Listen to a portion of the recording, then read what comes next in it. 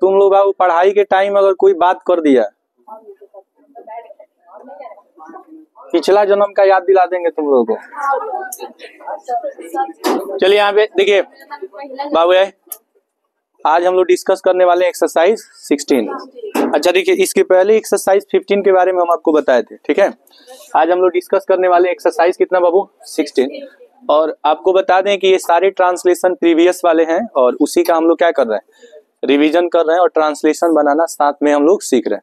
इसका एनालिसिस भी हम लोग कर रहे हैं कि कहाँ पे अगर कोई सेंटेंस बन रहा है तो कैसे बन रहा है, किस टेंस का है, ठीक है, और बनाने का इसका तरीका क्या है, ठीक है। देखिए आपको कई बार हम बता चुके हैं कि ट्रांसलेशन मोस्ट इंपॉर्टेंट है आपके लिए, क्योंकि जब भी आपको हिंदी से इंग्लिश में कोई बात कहना होता है तो आपको ट्रांसलेशन की जरूरत होती है, ठीक है। ट्रांसलेशन में सबसे मोस्ट इंपॉर्टेंट है बाबू वर्ड मीनिंग। क्या जरूरी है, वर्ड मीनिंग। जब तक आपको वर्ड मीनिंग नहीं आएगा, टेंस नहीं आएगा और sequence of sentence, sequence of sentence मतलब आपको वर्ड अरेंजमेंट नहीं आएगा कि कैसे किस वर्ड के बाद हम लोग क्या लिखते हैं, तब तक ट्रांसलेशन बनाने में प्रॉब्लम होगी। तो उसी को हम लोग समझने वाले हैं कि how to make translation easily. How to make translation easily का अर्थ है कि आसानी से हम लोग ट्रांसलेशन को कैसे बनाएंगे। चलिए देखिए पहला सेंटेंस को देखते हैं। जब गाड़ी रुकी तो सभी यात्री गाड़ी से उतरने लगे। कभी भी कोई ट्रांसलेशन बनाते समय सबसे पहले आपको वर्ड मीनिंग चाहिए और दूसरा सेंटेंस अरेंजमेंट चाहिए और तीसरा आपको टेंस चाहिए। तीसरा क्या चाहिए, टेंस चाहिए। सबसे पहले आप बताइए जब को इंग्लिश में क्या बोलते हैं, व्हेन। आप याद रखिएगा व्हेन का दो मीनिंग होता है। व्हेन का कितना मीनिंग, दो, एक जब और एक कब। कब तब होगा जब व्हेन के तुरंत बाद आपका हेल्पिंग वर्ब रहेगा। क्या रहेगा, जैसे when do you get up early in the morning, आप सुबह में कब जगते हैं, तो व्हेन डू यू, डू क्या हो जाएगा, हेल्पिंग वर्ब होगा ना। तो आप याद रखिएगा अगर जब व्हेन के साथ कोई हेल्पिंग वर्ब लगा रहेगा तो वो आपका क्वेश्चन वर्ड कहलाएगा और उसका अर्थ होगा कहाँ, क्या होगा, कहाँ। लेकिन यहाँ पे व्हेन कंजंक्शन का काम करता है। किसका काम करता है, कंजंक्शन। व्हेन का प्रयोग कंजंक्शन के रूप में तब किया जाता है जब किसी सेंटेंस में डबल सेंटेंस होता है। कितना सेंटेंस होता है, आपको बताए थे कंजंक्शन ये word group of word that to use to combine two word two phrases more than one sentence. Conjunction has been divided into two parts. एक कोऑर्डिनेटिंग कंजंक्शन होता है, एक सबऑर्डिनेटिंग कंजंक्शन होता है। बात समझ रहे हैं ना। ये पार्ट्स ऑफ स्पीच का 7वां भाग होता है। 8 नंबर पे आपका क्या आता है, इंटरजेक्शन आता है और 6 नंबर पे आपका प्रीपोजिशन आता है ना। तो जब गाड़ी रुकी तो सभी यात्री गाड़ी से उतरने लगे। अब देखिए लगे, इसमें लास्ट में क्या रहा है बताइए, ए। आ ई ए आता इति एथे ताथा तिथि तेथे रहता है तो उस टेंस को हम लोग सिंपल पास्ट टेंस कहते हैं। क्या कहते हैं बाबू, सिंपल पास्ट टेंस कहते हैं। देखिए एक टीचर और एक माँ बाप, एक टीचर और एक माँ बाप हमेशा आपकी भलाई चाहते हैं और इसके लिए जरूरत पड़ने पर आपको डांटा जाता है, बोला जाता है, पीटा जाता है। उसमें शिक्षक और माँ बाप की अपनी कोई स्वार्थ नहीं होती। आप अच्छे करेंगे तो कोई कहेगा कि ये कहाँ पढ़ता है, कौन टीचर पढ़ाते हैं, और आप बदमाशी करेंगे तो ये कहाँ पढ़ता है, जैसा इसका चरित्र होगा वैसा इसके मास्टर का चरित्र होगा। तो दोनों आपके चलते माँ बाप का गुरु का नाम भी होता है और आपके चलते माँ बाप गुरु का बदनाम भी होता है। तुम बहुत इधर उधर चक्कर पक्कर हो रहा है, समझ रही हो। चलो यहाँ देखो बाबू बताइए जब का क्या होगा, जब का व्हेन। अब यहाँ पे बताइए देखिए जब भी हम गाड़ी की बात करेंगे ना तो गाड़ी में मेनली हम लोग ट्रेन की बात करते हैं। किसकी बात करते हैं, ट्रेन। क्योंकि ट्रेन का हर एक ट्रेन का अपना एक्चुअल टाइम होता है। बात समझ रहे हैं ना। ट्रेन के खुलने का टाइम होता है, क्या कार के खुलने का कोई टाइम होता है, नहीं। तो पर्सनल जो चीजें होती है उसकी कोई टाइम नहीं है, आप कभी भी उसका यूज कर सकते हैं। लेकिन ट्रेन पे कितना भी बड़ा कोई व्यक्ति बैठा हो और कहे कि नहीं अभी लेके चलो तो ये पॉसिबल नहीं है। ट्रेन की अपनी एक टाइम होती है। तो कह रहा है कि जब गाड़ी रुकी, तो गाड़ी का मतलब यहाँ पे हम किसकी बात कर रहे हैं, ट्रेन। अब बताइए कल हमने आपको बताया था ना कि रोकना का इंग्लिश क्या होता है, स्टॉप होता है। अच्छा स्टॉप को ध्यान से देखिएगा, जैसे स्टॉप हो गया या आपका बेग हो गया, क्या हो गया, बेग हो गया, या ड्रॉप हो गया, क्या हो गया, ड्रॉप हो गया, स्टॉप हो गया, बेग हो गया, ड्रॉप हो गया। आप देखेंगे ये वर्ड सीवीसी के फॉर्म में है। सीवीसी मतलब कॉन्सोनेंट, वॉवेल और कॉन्सोनेंट। तो जब इसका हम सेकेंड फॉर्म बनाएंगे ना तो डबल पी करके इसमें क्या जोड़ देंगे, ईडी। तो बताइए स्टॉप का V2 क्या होगा बाबू, स्टॉप्ड होगा। अब यहाँ पे देखिए हम लोग बात कर रहे हैं किसकी, यात्री के। यात्री का जो इंग्लिश होता है, अगर गाड़ी के सेंस में यात्री, देखिए अगर गाड़ी के यात्री का 2 वर्ड होता है और दोनों का प्रयोग हम अलग अलग सेंस में करते हैं। पहला वर्ड यात्री जब पैसेंजर के रूप में आप करते हैं, मतलब गाड़ी से यात्री का तुलना करते हैं, तब वहां पे हम पैसेंजर वर्ड का यूज करते हैं। लेकिन कोई व्यक्ति कहीं विजिट करने जाता है, जर्नी करने जाता है, समझ रहे हैं ना, तो विजिट करने जो व्यक्ति जाता है, जैसे कोई व्यक्ति ताजमहल देखने जा रहा है या कहीं पे कोई मान लीजिए कि हिस्टोरिकल प्लेस में जा रहा है, तो वहां पे हम लोग विजिटर्स यूज करते हैं। क्या यूज करते हैं? विजिटर्स यूज करते हैं। जैसे देखिएगा ना, बहुत सारे विजिटर्स, मतलब बहुत सारे चाइनीज लोग ताजमहल को भी देखने आते हैं, या आपके यहाँ पे कुशीनगर में गौतम बुद्ध का जो ये है टेम्पल है ना, तो वहां पे भी बहुत सारे चाइनीज लोग आते हैं ना, जैपनीज भी आते हैं वहां पे। तो आप याद रखिएगा कि विजिटर्स का अर्थ जो होता है यात्री होता है, और पैसेंजर का अर्थ भी यात्री होता है। लेकिन हम गाड़ी के सेंस में जब गाड़ी से रिलेटेड यात्री होता है तो वहां पे हम लोग विजिटर्स नहीं यूज करते हैं। क्या यूज करते हैं? अच्छा देखिए, एक जर्नी होता है, एक जर्नलिस्ट होता है, बात समझ रहे हैं ना। तो जर्नी जर्नलिस्ट में आप देखिएगा, जर्नी से जर्नलिस्ट भी बना है, समझ रहे हैं ना। तो जर्नलिस्ट का भी प्रयोग कर सकते हैं, विजिटर्स का प्रयोग कर सकते हैं, अगर कोई व्यक्ति किसी चीज को देखने के उद्देश्य से आया है। अगर गाड़ी पकड़ने के उद्देश्य से अगर कोई व्यक्ति कहीं पे जा रहा है, जैसे ट्रेन वगैरह पकड़ने के लिए, तो वहां पे हम लोग पैसेंजर वर्ड का यूज करते हैं। जैसे बस भी आप देखिएगा कि बस में क्या होते हैं? पैसेंजर होते हैं ना। तो आप याद रखिएगा, कह रहा है कि सभी यात्री, तो सभी यात्री को बोलेंगे द पैसेंजर्स, एस लगा देंगे ना, तो इसमें बहुत सारे लोग हो जाएंगे।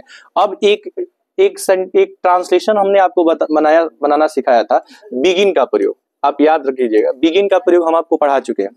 बिगिन का जो सेकंड फॉर्म होता है वो बिगिन होता है, ये बताए थे ना आप लोगों को। और बिगिन वर्ब का कौन सा फॉर्म होता है? सेकंड फॉर्म होता है। बिगिन वर्ब का कौन सा फॉर्म? तो जब किसी सेंटेंस में आपको बताए थे लगा लगी लगे रहता है, समझ रहे हैं ना, लगा लगी लगे, तो उस सेंटेंस में हम लोग बिगिन का प्रयोग करते हैं। बिगिन वर्ब का कौन सा फॉर्म बताइए? सेकंड फॉर्म है। सो नहीं बेंच पे, यहाँ पे देखिए, तो बिगिन हो जाएगा। याद रखिएगा, उतरना का इंग्लिश होता है गेट ऑफ। गेट ऑफ का मतलब क्या होता है? उतरना। गेट ऑफ और गेट ऑफ अलग अलग मीनिंग होता है। गेट ऑफ मतलब होता है, देखिए, गेट अप का मतलब होता है जगना। क्या होता है? जगना। अच्छा, एक गेट अप का अर्थ जो होता है ना, दृश्य भी होता है। नहीं बोलते हैं उसका गेट अप बिगड़ जाएगा, समझ रहे हैं कि नहीं? गेट अप, सेटअप नहीं, सेटअप अलग चीज है, सेटअप होता है। सेटअप मीन्स क्या है? चुप रहो, शांत रहो। गेटअप मतलब उठ जाओ। गेट ऑफ होगा ना, ऑफ होगा, तो इसका अर्थ हो जाएगा उतरना। आप याद रखिएगा, ये वर्ड्स जितने भी एक से ज्यादा वर्ड्स जब किसी प्रीपोजिशन के साथ जुड़ते हैं तो ऐसे वर्ड्स को हम लोग फ्रेज कहते हैं। क्या कहते हैं? Phrase. A phrase is a group of word which has particular meaning in the sentence. Phrase का अपना एक पार्टिकुलर मीनिंग होता है, एक खास अर्थ होता है। बात समझ में? जब गाड़ी रुकी, व्हेन द ट्रेन स्टॉप्ड, सभी यात्री, ऑल पैसेंजर्स, ठीक है, ऑल पैसेंजर्स, कह रहा है कि उतरने लगे, तो बिगेन टू गेट ऑफ हो जाएगा। बिगेन टू क्या हो जाएगा? गेट ऑफ हो जाएगा। कोई दिक्कत है आपको? आगे बढ़े। नेक्स्ट सेंटेंस क्या कह रहा है? अच्छा, इसमें डबल सेंटेंस आपको दिखेगा, डबल सेंटेंस दिखेगा। आप देखिएगा ना, सुनिए, जब कोई पार्टी होती है, कोई फंक्शन होता है, कोई प्रोग्राम होता है, तो उस प्रोग्राम में किसी विशेष व्यक्ति को बुलाया जाता है, ठीक है। तो विशेष व्यक्ति मतलब किसी अतिथि को बुलाया जाता है। मुख्य अतिथि जिसको कहते हैं, इंग्लिश में चीफ गेस्ट कहा जाता है। क्या कहा जाता है? Chief guest. मतलब जैसे कोई कार्यक्रम होता है तो उसमें जो सबसे वरिष्ठ व्यक्ति होता है, सम्माननीय, पूजनीय, माननीय होता है ना, आदरणीय, तो वैसे व्यक्ति के लिए हम लोग चीफ गेस्ट का यूज करते हैं, ठीक है। तो यहाँ पे कह रहा है कि मुख्य अतिथि को इंग्लिश में कहते हैं चीफ गेस्ट। क्या कहेंगे? Chief guest. चीफ मीन्स मुख्य और गेस्ट मीन्स अतिथि। जिसके आने की तिथि फिक्स ना हो उसी को क्या बोलते हैं? अतिथि या मेहमान को इंग्लिश में क्या बोलते हैं? गेस्ट बोलते हैं। कह रहा मुख्य अतिथि जब पहुंचेंगे तो हम लोग खड़े हो जाएंगे। अच्छा देखिए, खड़ा होना जो है ना, ये आपके गुड मैनर्स को दर्शाता है। जैसे आप देखते हैं कि कोई टीचर क्लास में आते हैं तो बच्चे खड़े हो जाते हैं, तो ये आपके गुड मैनर्स को दर्शाता है, आपके संस्कार को दर्शाता है कि आपके माता पिता, आपके गुरु क्या आपको संस्कार दिए हुए। कभी भी अपने से बड़े कोई व्यक्ति होता है, बड़े मतलब बड़ा, सीनियर जिसको आप बोलते हैं, तो कोई भी बड़े व्यक्ति आपके सामने आता है तो उसका रिस्पेक्ट करना आपका ड्यूटी है। आपका क्या है? ड्यूटी है। ये नहीं कि बड़ा व्यक्ति खड़ा है और आप कुर्सी पे पैर मार के बैठे हुए हैं, ठीक है, तो ये आपके बुरे संस्कार का नतीजा और परिणाम होता है। बात समझ रहे हैं कि नहीं समझ? कभी भी कोई सीनियर व्यक्ति आपके सामने हो तो उसका रिस्पेक्ट करना डर नहीं होता है, ये एक सम्मान होता है। और इसमें इस चीज में आपके माता पिता और गुरु जो होते हैं निहित होते हैं। अगर आप ऐसा नहीं करते हैं तो वह व्यक्ति तो आपको कुछ नहीं बोलता है, लेकिन आप अपने संस्कार का परिचय दे देते हैं। ठीक है, तो ऐसा कभी नहीं करेंगे कि कोई टीचर क्लास में आया और आप एकदम टांग पे टांग रख करके एकदम जो है बात करने में बिजी हैं। तो ये ऐसा नहीं होना चाहिए। बात समझ रहे हैं कि नहीं? अच्छा, घर पे कोई मेहमान अतिथि आता है तो उसका सत्कार करना हमारा कर्तव्य है। बात समझ रहे हैं कि नहीं? उसको चेयर देना या उसको पानी देना, ये देना, ये सब क्या है? आपका अपना कर्तव्य है। अब कोई ये चीज के लिए आपको कहे, समझ रहे हैं ना, तो धिक्कार है आप पे, ऐसा नहीं होना चाहिए। ठीक है, नेक्स्ट क्या कह रहा है बाबू? आगे बढ़े हम लोग। कह रहा है कि मुख्य अतिथि जब पहुंचेंगे तो हम लोग क्या हो जाएंगे? खड़े हो जाएंगे। खड़ा होना का बाबू स्टैंड अप। अब यहाँ पे देखिएगा, ये भी आपका फ्रेज है, ये भी आपका क्या है? फ्रेज। अच्छा, फ्रेज को हम पहचानेंगे कैसे?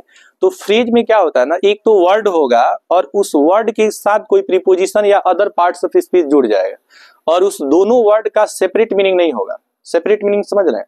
सेपरेट मीनिंग का अर्थ होता है अलग अलग अर्थ, अलग अलग अर्थ।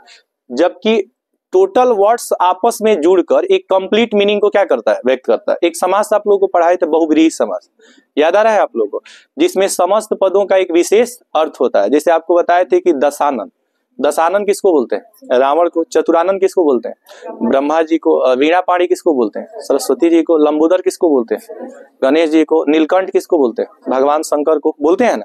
तो जैसे एक शब्द का विशेष अर्थ होता है ना, वैसे ही फ्रेज का भी सेंस होता है। इस समस्त शब्दों का एक विशेष क्या होता है? अर्थ होता है। अब यहाँ पे समझेंगे कि जब तक ये तो पहले बना ले हम लोग।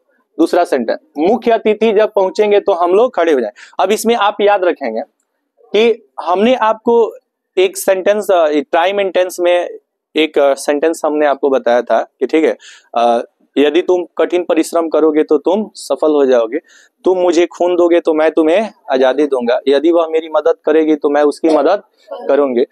इस तरह का डबल जब सेंटेंस आता है ना, तो दोनों सेंटेंस में शैल विल का प्रयोग नहीं होता है। आप याद रखेंगे, जब भी फ्यूचर टेंस में दो सेंटेंस एक साथ आते हैं तो दोनों सेंटेंस में शैल विल का प्रयोग नहीं होता है।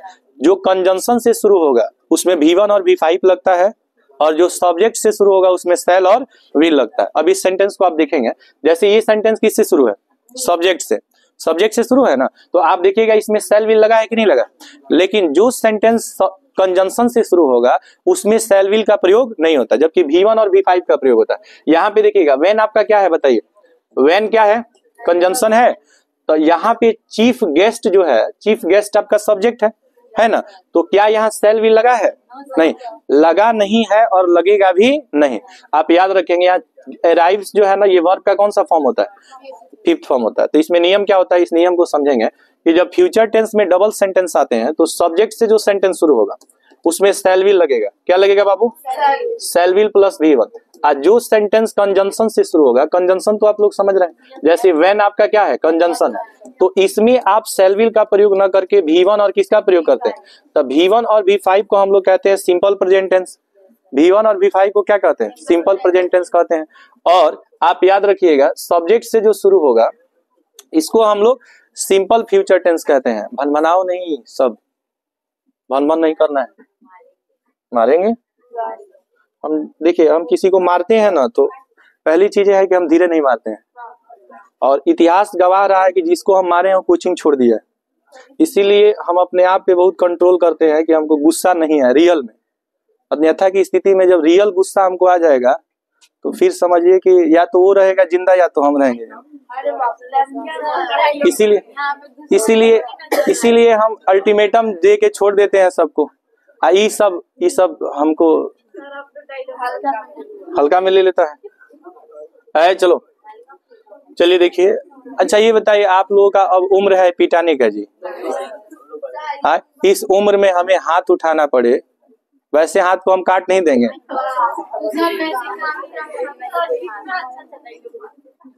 चलिए आगे बढ़े बाबू। कुल मिला के आप लोग पढ़िए, छोड़िए वो सब बात। चलिए देखिए नेक्स्ट, तीसरा सेंटेंस देखिएगा। कह रहा है जब तक पूछा नहीं जाए आपको बोलना नहीं चाहिए। जब तक पूछा नहीं जाए आपको बोलना नहीं चाहिए। आप एक बात बताइए बाबू, यहाँ पे आप देखिएगा ना, चाहिए दिया हुआ है, और ये सेंटेंस हम लोग कई बार बनाए हैं ना, कि जब अनटिल, सुनिए, कह रहा है कि जब तक पूछा न जाए। अब यहाँ पे समझिएगा, यू आर आस्क्ड टू का मतलब जब तक आपसे पूछा नहीं जाता। एक बात समझिएगा, जब किसी सेंटेंस में डबल वर्ब होता है तो वो सेंटेंस आपका पैसिव वॉइस में होता है। सुनो, हाला नहीं कीजिए। जब कोई डबल वर्ब होगा ना तो वो सेंटेंस आपका किस वॉइस में होगा? पैसिव। और पैसिव वॉइस में आपको बताए थे helping verb plus main verb का कौन सा फॉर्म लगता है? Third form. बात समझ में आया? नेक्स्ट सेंटेंस देखिएगा, जब तक घंटी नहीं बज जाती लड़के हॉल से नहीं जा सकते। लड़के हॉल से नहीं जा सकते जब तक घंटी नहीं बज जाती। सुनिए, कह रहा है कि लड़के हॉल से घर नहीं जा सकते, तो बॉयज कांट लीव मतलब क्या होता है? लीव मीन्स छोड़ना या जाना, ये दो अर्थ होता है। एक छोड़ना भी होता है, हॉल नहीं छोड़ सकते भी हो सकता है, या जाना भी हो सकता है। ठीक है, आप याद रखिएगा, लीव में आपको बताए थे ना, LIVE लीव का मतलब रहना, और एक अलाइव होता है, ALIVE, अलाइव मीन्स होता है जीवित रहना। हल्ला नहीं कीजिए, जीवित रहना। तो देखिए कह रहा है कि अनटिल मतलब यहाँ पे देखिए, अनलेस माने जब तक नहीं, और अनटिल का मतलब भी तब तक नहीं होता है, लेकिन इसका प्रयोग आप जब तक के सेंस में भी कर सकते हैं। तो कह रहा है until the bell is gone, जब तक घंटी नहीं बज जाती। अच्छा, घंटी का इंग्लिश क्या होता है जी? बेल होता है। नेक्स्ट सेंटेंस देखेंगे। देखो अभी भी तुम लोग का बात जारी है जी बाबू, पढ़ रहा है लो, तो पढ़ने के साथ बतियाता है तुम। हल्ला नहीं करो। 5 नंबर देखें, कूदने से पहले देखो। कूदने से पहले कि कूद कहाँ रहे हो। इसको एक हम लोग फ्रेज के जरिए इसको बनाते हैं, लुक बिफोर यू लीप। ये एक प्रोवर्ब है। क्या है? प्रोवर्ब। आप याद रखिएगा ना कि प्रोवर्ब का भी अपना अलग एक स्पेशल मीनिंग होता है। जैसे आप कहेंगे टीट फॉर टैट, क्या कहेंगे? टीट फॉर टैट का 2 मीनिंग होता है, जैसा को तैसा, पहला मीनिंग। और दूसरा मीनिंग होता है, दूसरा मीनिंग क्या होता है? टीट फॉर टैट, ईंट का जवाब पत्थर से। ईंट का जवाब पत्थर से मतलब अगर सास एगो बोलेगी तो पतो 4 गो बोलेगी, उसी को बोलते हैं ईंट का जवाब। जैसे आप मंगमा वाला चैप्टर पढ़े होंगे अगर आप लोग, तो उसमें जो नंजमा होती है वह अपने सास का जवाब देती है। ईंट का जवाब किससे देती है? पत्थर से देती है। वो कहती है कि मेरा बेटा है, मैं इसे मारूं, मैं इसे पीटूं, आपका क्या जाता है? आपका क्या जाता है सासू माँ? सासू माँ, आपका क्या जाता है?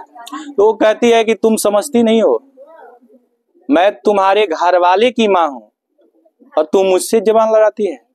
आने दे उसे, आज दूध का दूध और पानी का पानी होकर रहेगा। वो कहती है कि क्या कर लेंगे वो, क्या कर लेंगे?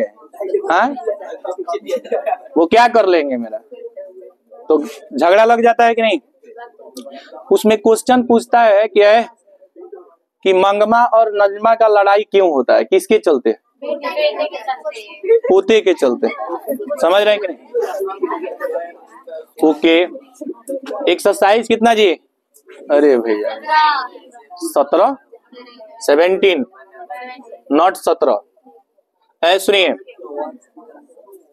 सुनिए सुनिए, देखिए, जहां भी मैं जाता हूं मैं दोस्ती कर लेता हूं।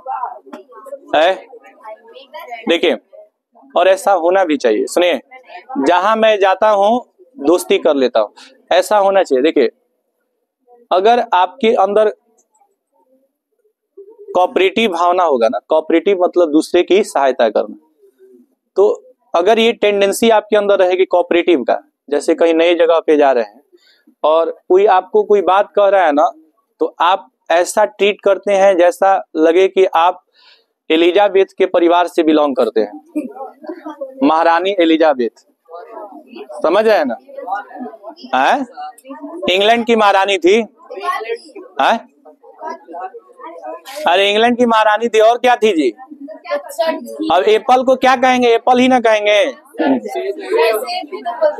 सुनिए, तो कोऑपरेटिव भावना जहां आपका रहेगा ना, वहां कभी किसी से किसी व्यक्ति से आपको बिगड़ेगा नहीं। कोऑपरेटिव माने जैसे कोई व्यक्ति आपको कुछ कह रहा है तो उसका रेस्पॉन्स देना, ये नहीं कोई बात कह रहा है ऐसे किए हुए, समझ रहे हैं कि नहीं? तो वैसे रिश्ता चलने वाला नहीं है। तो कह रहा है जहां भी मैं जाता हूं मैं दोस्ती कर लेता हूं। दोस्ती करना का मेक फ्रेंड होता है बाबू। मेक फ्रेंड माने दोस्ती करना या दोस्त बनाना। तब बनाना का इंग्लिश मेक और दोस्त का इंग्लिश फ्रेंड। तो मैं दोस्ती कर लेता हूं, ये कौन सा टेंस होगा बताइए? सिंपल प्रेजेंट टेंस होगा ना, तो आई के साथ V1 लगेगा। आई के साथ क्या लगेगा? तो आई मेक फ्रेंड्स का मतलब मैं क्या कर लेता हूं? दोस्ती कर लेता हूं। अब देखिए जहां का इंग्लिश होता है वेयर एवर। क्या होता है? Where ever. वेन कहा जी? अरे वेन माने जब, वेयर एवर माने जहां। तो जहां भी का इंग्लिश क्या होगा? Wherever. अब मैं जाता हूं कौन सा टेंस है बाबू? सिंपल प्रेजेंट टेंस है। तो सिंपल प्रेजेंट टेंस में सब्जेक्ट प्लस क्या लगता है? V1। बताइए आई के साथ V1 की V5? V1। तो कह रहा है कि I make friends wherever I go. अल्लाह कोई दांत बारा है जी। I make friends wherever I go, इसका अर्थ हो जाएगा जहां मैं जाता हूं, ठीक है, दोस्त बना लेता हूं। अच्छा, जिंदगी में दोस्त जरूरी है कि नहीं है? और सहेली? एक ही होता है। अच्छा, चुंगली सहेली एने का बात ओने करने वाली? सुनिए देखिए, दोस्त जो है ना, जिंदगी में एक बेस्ट फ्रेंड का होना है। लड़की वो अपने मस्त रहती है। सुनिए, जिंदगी में एक बेस्ट फ्रेंड का होना सबसे जरूरी। देखिए कभी कभी जिंदगी में ऐसे मोड़ आते हैं, ऐसे टर्निंग पॉइंट आते हैं कि जहां पे आपको एक दोस्त की जरूरत होती है। अच्छा, कभी कभी आप बहुत डिमोटिवेट हो जाते हैं लाइफ को लेकर के। आपने बहुत मेहनत की, अपना सब कुछ खो करके कुछ पाने की आपने क्या की? इच्छा किया, और जैसा आप चाहते हैं वैसा जब आपकी जिंदगी में नहीं होता है तो आप डिमोटिवेट हो जाते हैं। कुछ लोग तो डिप्रेशन में चले जाते हैं। नहीं चले जाते हैं? हम भी गए हैं।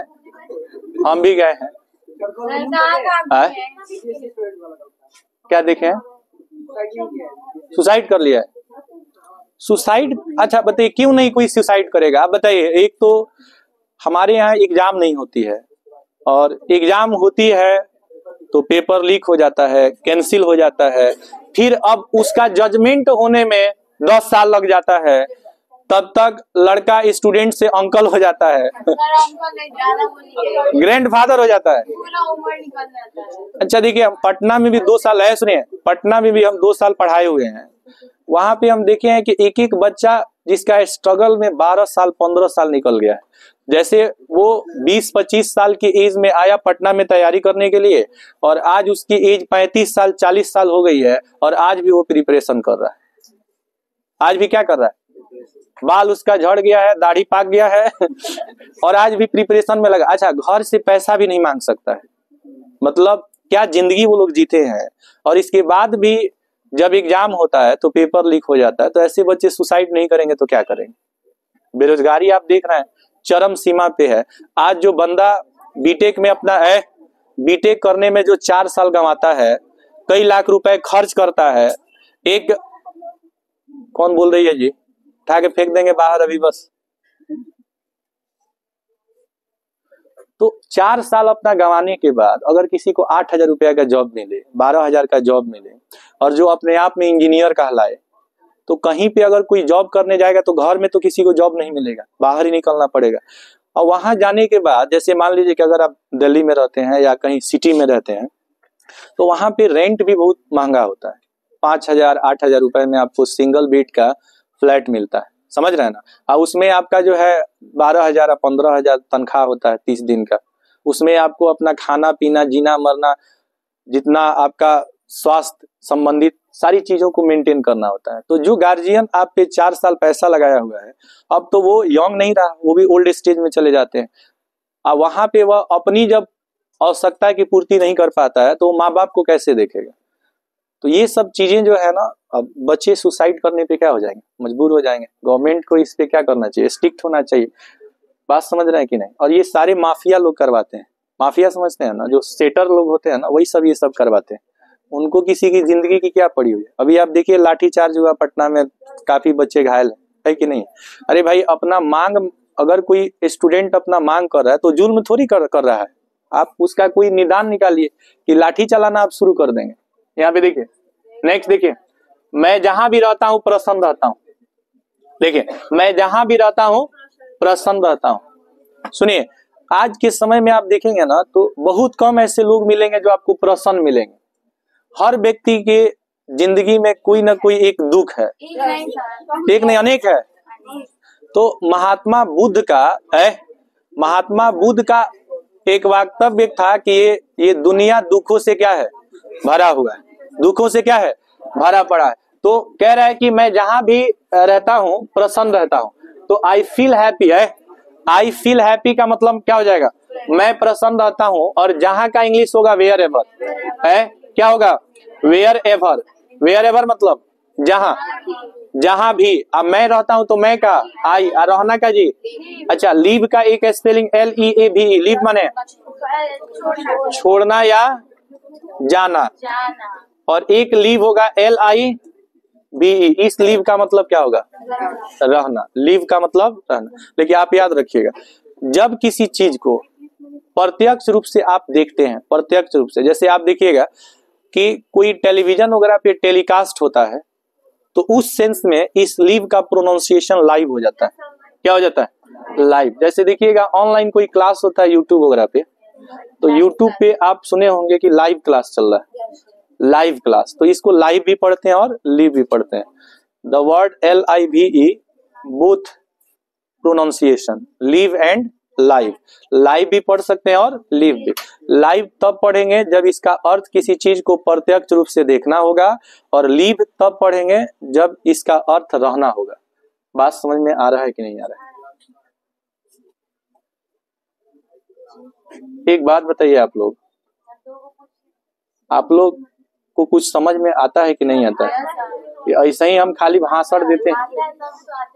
कहाँ आते हैं आप लोग, बट सब झूठ बोलती है सब। चलिए देखिए, जेपी जहां भी गए उनका स्वागत हुआ है। जेपी जहां भी गए, जेपी का मतलब जय प्रकाश नारायण, जय प्रकाश। आरत दुबे के बलिया, आरत दुबे के बलिया छपरा में इनका जन्म हुआ था। किसका, जयप्रकाश नारायण का। इनका एक भाषण है, कौन सा भाषण,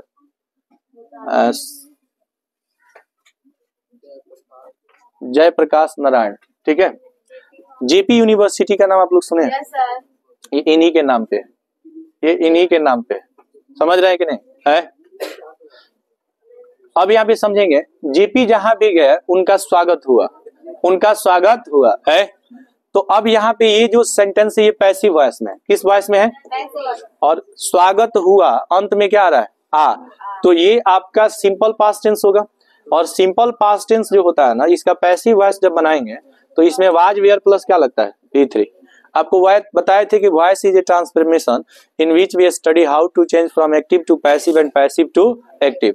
वॉइस एक ट्रांसफॉर्मेशन है, transformation in that process in which we can change structure of sentence without altering the tense.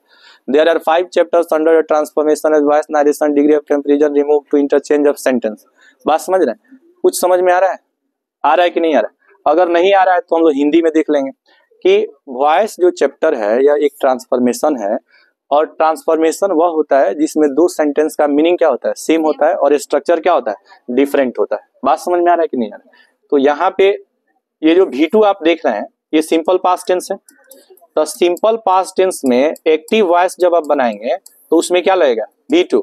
लेकिन जब आप पैसिव वॉइस बनाएंगे तो इसमें वाज वेयर प्लस क्या लगेगा, V3।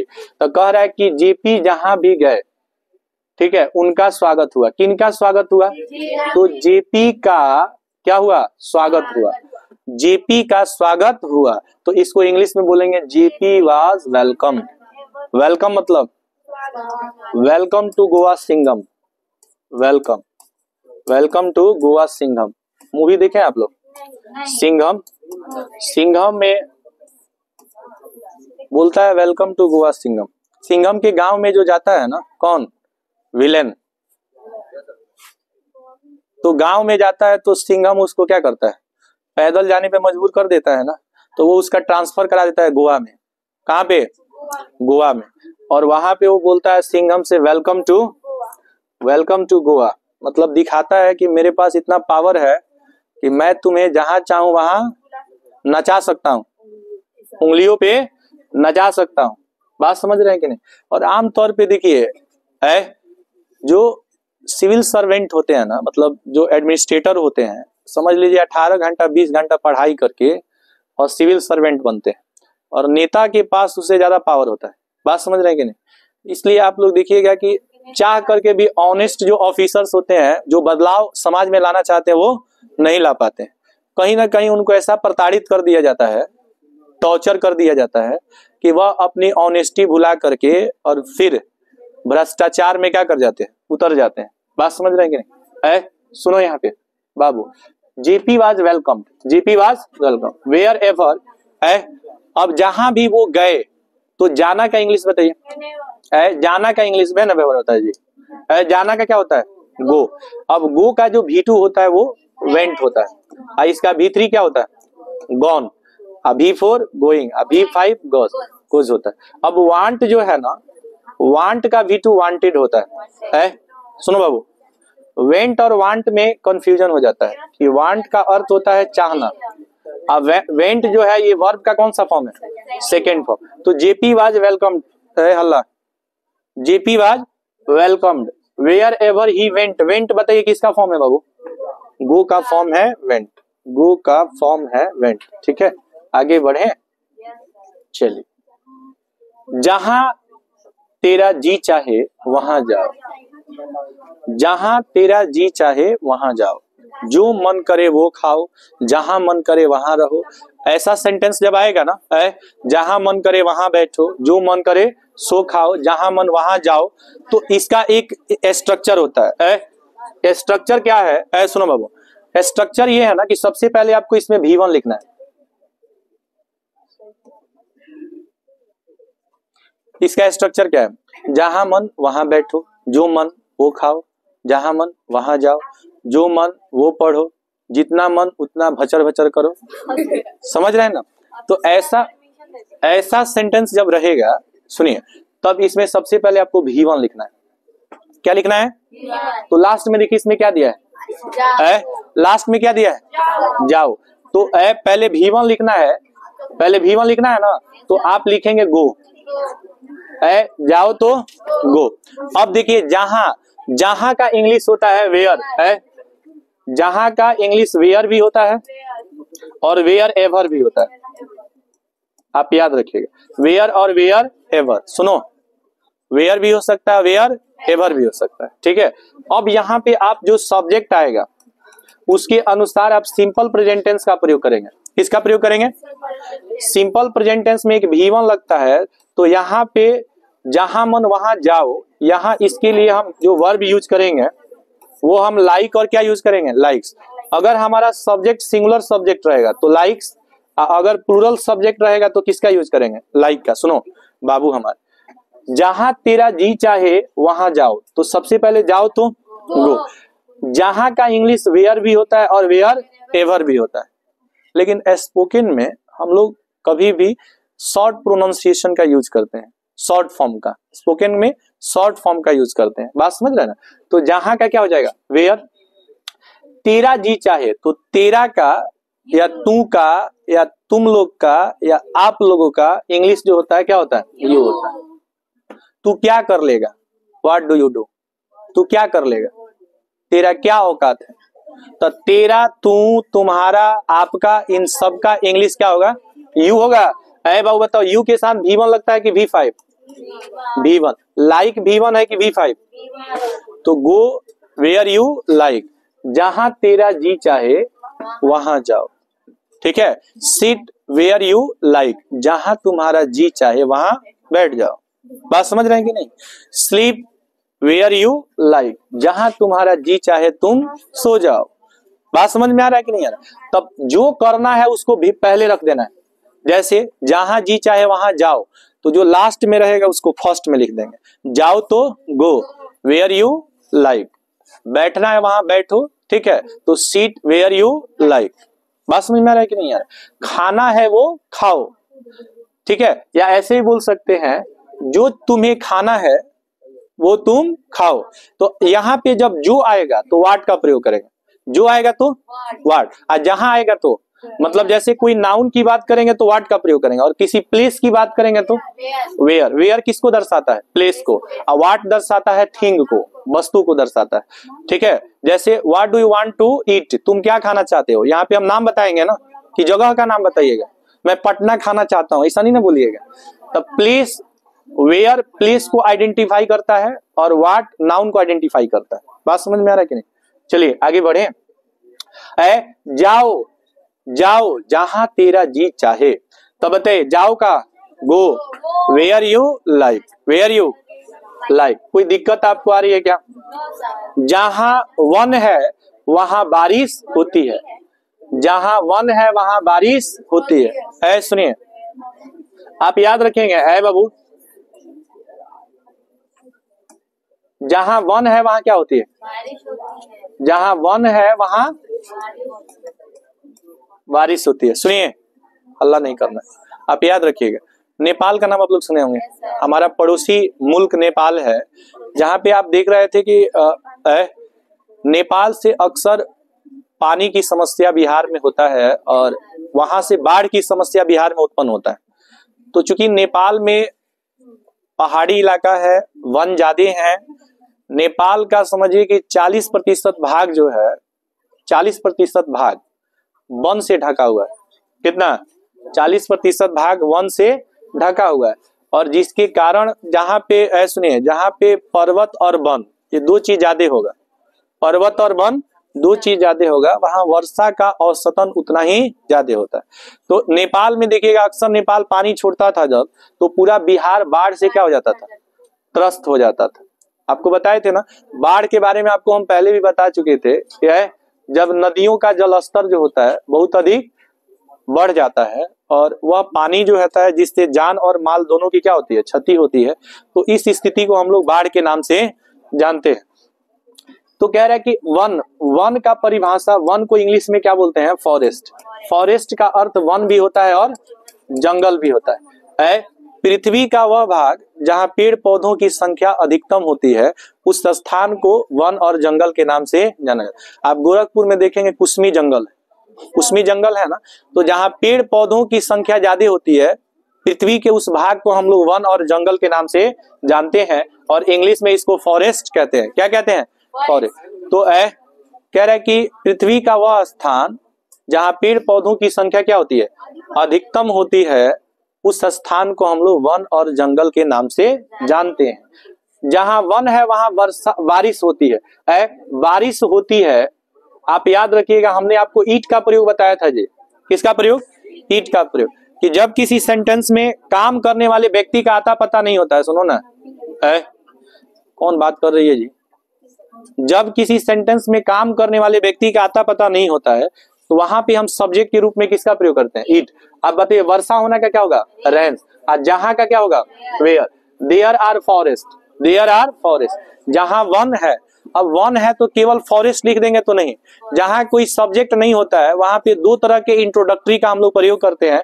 एक इंट्रोडक्टरी देयर होता है और एक इंट्रोडक्टरी ईट होता है।